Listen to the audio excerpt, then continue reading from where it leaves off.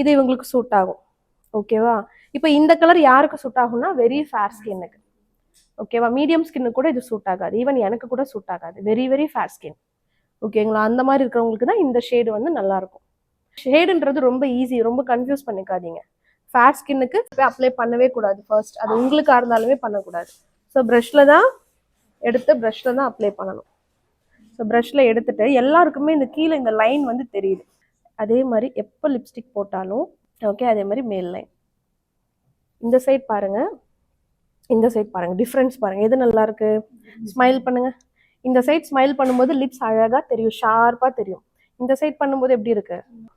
இப்போ ஒரு பிரைடு இருக்கு, இப்போ நானே ஒரு பிரைடுன்னு வச்சுக்கோங்க, எனக்கு வந்து லிப்ஸ் ரொம்ப குட்டியா இருக்குன்னு வச்சுக்கோங்க. நான் கேட்குறேன், எனக்கு வந்து லிப்ஸ் வந்து சின்ன லிப்ஸ், எனக்கு நல்லா லிப்ஸ் வந்து பெருசா தெரியணும்னா அதுக்கு 2 ஹேக்ஸ் இருக்கு. ஒன்று எழுதி வச்சுக்கோங்க, தயவு செஞ்சு இப்போ இதெல்லாம் ரொம்ப ரொம்ப முக்கியமான டிப்ஸ். ஓகேவா? ஸோ ஒரு விஷயமும் இந்த மாதிரி பார்த்து பார்த்து பண்ணீங்கன்னா தான் நீங்க பண்ற மேக்கப் வந்துட்டு சூப்பரா இருக்கும்.